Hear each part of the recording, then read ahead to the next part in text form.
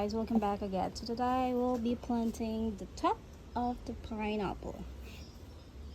As you can see, if you have the whole fruit of the pineapple, you can see this green thing, and just cut there, and you're just gonna plant this one directly on the ground, and we will have, and it's gonna produce again with more pineapple.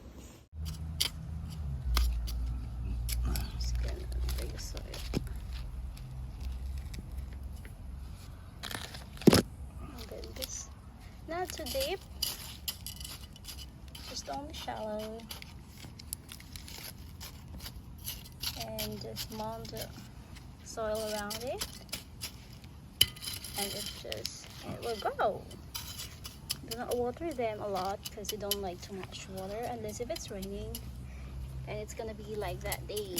It's the same. It's this one grow from this crap. So like that. Now you're gonna have, in a few months, you're gonna have a lot of pineapples. Thank you for watching, guys.